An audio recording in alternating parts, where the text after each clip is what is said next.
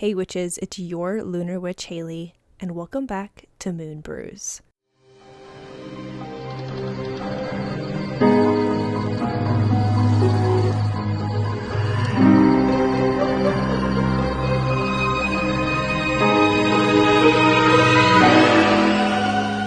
How do we like the new intro?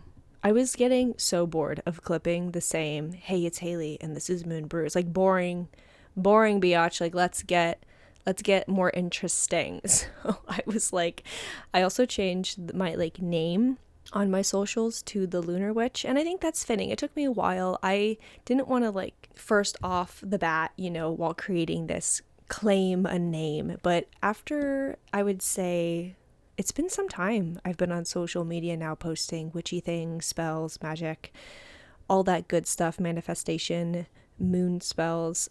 I realize that I resonate with the moon more than anything. I love herbs. I love herbal witchcraft. I love candle work and all of that. But I really fall back on the moon cycle.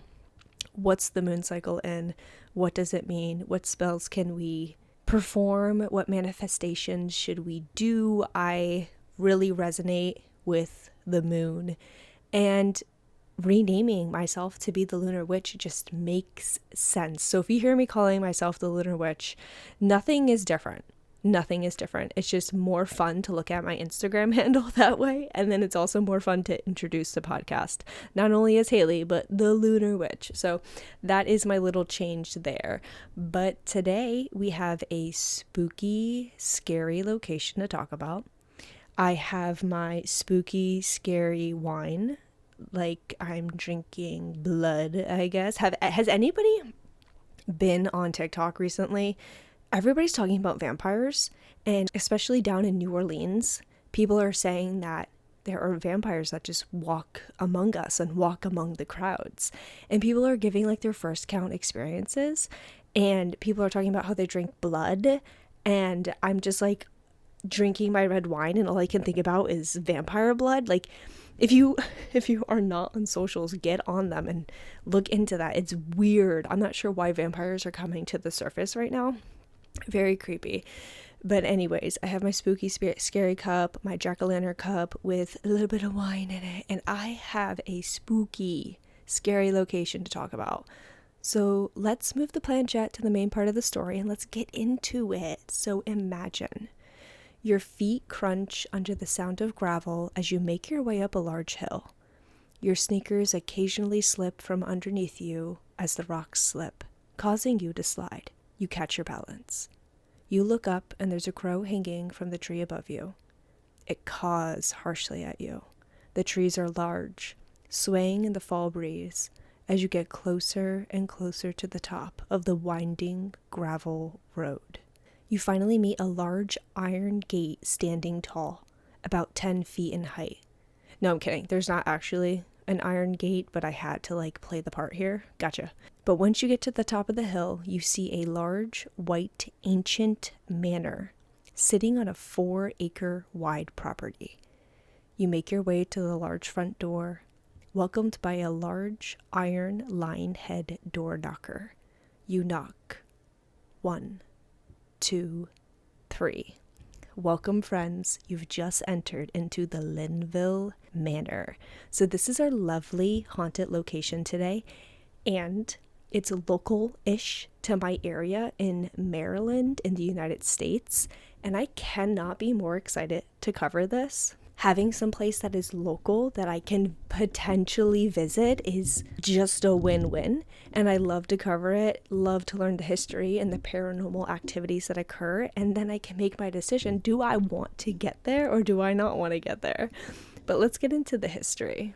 The Linville Manor was once a 200-acre plantation owned by John Smith, which doesn't help anybody because everybody and their mother was called John Smith back in the 1600s. It was also home to 40 to 50 enslaved people who raised the plantation's hogs, tobacco, and corn. The current owner, Brewer, had said, quote, "There's been life in this house, and there's been death in this house." Quote, I couldn't find any more reports about what had happened to the enslaved individuals on the property, but I'm sure we can all assume that very, very bad things had happened here. So we know what happened, even though there may not be reports there. The energy from that itself must be extremely immense, heartbreaking, and cruel. This manor is located in Upper Marlborough, Maryland. It dates back to at least 1670. I will say reports had differed on this information, but what we do know is that this place is very old and has a ton of history within its walls. This land was originally known as the Thorpland Farm of the Bowie Johnson House. The manor had switched owners and hands quite often. I won't bore you with all those details because it did switch hands immensely. Like, there were a ton of names that I was reading when I was researching. But the manor's original structure was burned down after a massive fire that had struck in 1849. The foundation of the home is made up of brick walls, which still stand today. These bricks hold the charge and energy of that fatal fire that had occurred a few hundred years ago, which is crazy. Foundations there, those bricks are there. You know that is another element causing an immense amount of energy, and in this case, negative energy because of how tragic and fatal that fire was. But eventually in 2018, the house was put up to be demolished. But the current owners today saved it from demolition after 2018 in an auction sale. Brewer, one of the owners, said, quote, "All I know, it was a great real estate deal," quote. Blink, blank. Are you kidding me? Of course it was a great real estate deal. I mean, somebody was trying to get it off their hands and they were going to demolish it because they were probably mortified at the things that they had experienced in this home. So the current owners are named Wynn Brewer and Josh Clark. They flipped the home and turned it into an Airbnb. While renovating the manor, owners Wynn Brewer and Josh Clark noticed residual hauntings. They explained these hauntings were like a memory, a time and space, mundane-like. Ghosts would move room to room, always on the same path, or the same objects would be moved around and found in an area that was expected. They also explained how two entities known as Ursula and Gladys are known to enjoy a good party in the ballroom. The owners have seen figures passing through the yard or hallways, furniture rearranging itself, and hearing distinct voices and door handles rattling. There is definite spiritual energy here. Like, the owners are just experiencing that while they're renovating the home. Before anybody's sleeping there, before anybody's visiting to do paranormal investigations, there is energy there and it exists within the four walls. There are a few tragedies that allegedly occurred in the house, and these include a woman dying of childbirth, children passing in the home for medical issues, and an apparent devastating fire that may or may not have killed Charles Bowie in 1849. There is no documented reports of this, but the rumors persist. And to end, allegedly, an enslaved man was killed in the front hallway in the 1950s. And if that's true, this is only adding more energy, especially negative energy, to the home. What is the reoccurring theme here? We are noticing all the different things and items that are causing more energy to be stored in not a great way, which is then leading to a way for these spirits and paranormal activity to continue or elicit or to grow even stronger. What is super interesting about the Linville Manor is that you can actually stay the night here. It's available to book through an Airbnb today, through the app, like if you go today. Or you can take the dark twist and book the manor for a personal paranormal investigation. When I tell you, when I found this out after looking at the website, I ran to the DMs of Linville Manor on Instagram.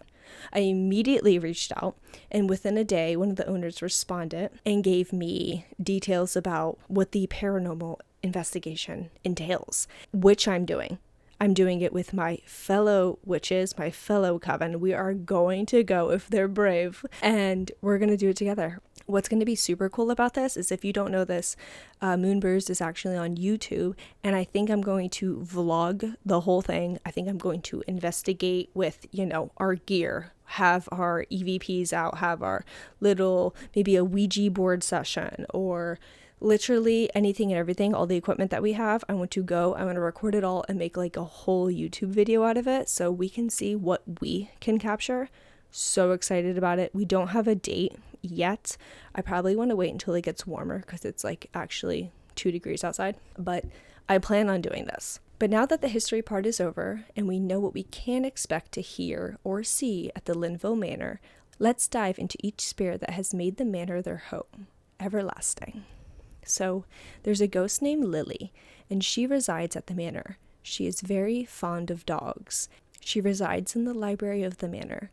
Was Lily one of the children who were sickened and unfortunately passed in the home? There's another spirit that lurks on all fours on the property of the manor. They call this spirit Shadow the Cat. Shadow is seen walking through the lawn of the manor, spying on the residents who enter for the night. And to make this even creepier, there is an actual grave site dedicated to this cat on the property. People have seen this cat lurking on the grounds for decades. This has been a ghost that's been there for quite some time, and it's a lovely little cat named Shadow. Unfortunately, there is a spirit at the manor known as the Lurker. Nothing ever good comes out of a name like that. The Lurker hides behind door frames and peers into rooms, specifically staring out of the doorway of the ballroom down into the hall. The Lurker has also been seen peering down the staircase and peeping on those in the conservatory bathroom. He tends to just hover and watch guests, specifically when they're asleep. So let's talk about the Lurker. So we don't like lurkers. What is it called? A peeping Tom? If you're the Lurker, you're going to scare the shit out of me. I'm sorry. When you see those spirits run or dash in the corner of your eye, it's horrifying. I had a apartment in college, and my best friend, she is one of my bridesmaids. Her and I would see a shadow, and we would just call it the Black Shadow. I don't know why I call it a he, that's just the energy that I'm getting. But we would see this shadow dart across the room. So much so we would have a journal, and we would journal about the Black Shadow. It was terrifying. I mean, it is terrifying to see a black mass in the corner of your eye dart between door frames, and you can't see what he's doing behind the door frame. So the Lurker is going to bring out some sort of traumatic experience if I were to see him. The Lurker just doesn't seem good at all. The conservatory also holds a male presence. Many orbs have been photographed here as well. Making your way up the steps is a quote-unquote non-believer's bathroom. It is a room of the manor where apparently, if you don't believe in ghosts, you'll be sure to change your mind thereafter.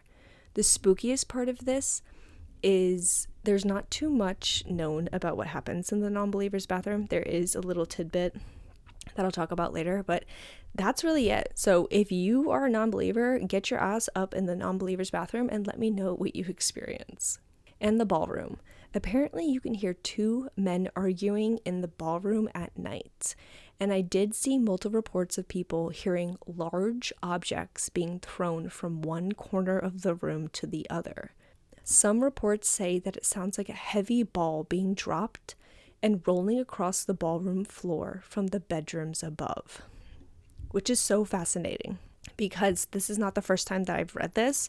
I've seen multiple accounts of people saying this, and it's such an interesting noise. It's not like they've heard a knock or a door creak or, like your normal hauntings. A very large ball being dropped and rolling across the floor is so distinct. I can't imagine how terrifying it would be to hear a large object being thrown to the other side of the room in the dead of night. Are you kidding me? And multiple people have heard this? And what would that be? What happened? If the owners talk about a lot of residual energy going on, like what could this be? Is somebody bowling upstairs, or 2 men were arguing? Was that somebody's, not to be morbid, but a body? I'm not sure the rolling part, but it's weird. Okay, let's get into some first-hand accounts of some visitors and their experiences at the manor. A reporter named Natalie Compton from the Washington Post visited the manor and reported on the entire adventure as she explored the manor. The owners had told Natalie that the most haunted room in the manor is the conservatory, and in this room, Natalie noted a throbbing sensation around her left collarbone while she stood in that area of the manor. She said, quote, "The weight grew more prominent, spreading from my shoulder through my body." As a reporter, Natalie was also recording on her, little handheld recorder, the conversation she was having with the owners, basically doing like an interview with them while she was standing in the conservatory. After she experienced that weight sensation, she realized her recorder had also stopped recording by itself. That's 2 hits there. You feel that sensation and your recorder has stopped. You're feeling the energy and you're seeing the energy mess with some sort of electrical device. That's 2 paranormal hits. Brewer explained that some guests who stay in the conservatory feel an intense pressure on their chest, as if they were being crushed while they slept. So again, more reports of the same thing. This sounds like the Mayra. I think it was the Mayra that I covered, the cryptics episode. Go back and listen to that. But the Mayra sits on your chest while you sleep and knots your hair and makes it all matted when she is sitting upon your chest and giving you your worst of your worst type of nightmares. So is this the Mayra at the Linville Manor? Is it a type of spirit that mimics the Mayra? Natalie got a taste of that sensation in the daytime while standing in that room. What the hell happens at night? Natalie made her way to the outdoors, and it was explained to her that the lands that surround the house are just as haunted as the manor itself. Down the road from the manor lies the estate's old cemetery. God knows who's buried in there. And again, this also explains all the paranormal happenings happening on the property, because you have an old estate's cemetery in the backyard of the home. Honey the land. That's a reference to Morbid, if you don't listen. What's making the house haunted? Honey the land.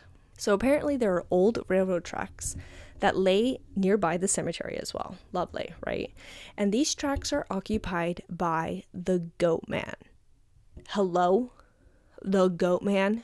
He is half man and half goat that would use an axe to behead his victims around the 1970s. Okay, let's backtrack here. Are we talking about an episode of American Horror Story? This happened in American Horror Story. I know it did. And why is this happening in the 1970s? This manor has been around since the 1600s, and you're telling me the Goat Man was chopping heads off only some 50 years ago? I mean, I think we should be more worried about the Goat Man than the spirits that reside there. You're telling me there's a Goat Man out back in the cemetery that hangs out near the railroad tracks. Such an odd tidbit there. Maybe it's the cryptic of the Linville Manor. I'm unsure, but that is all the information I got from that. In the front yard of the manor is a beech tree, which are huge, beautiful trees. Go look them up.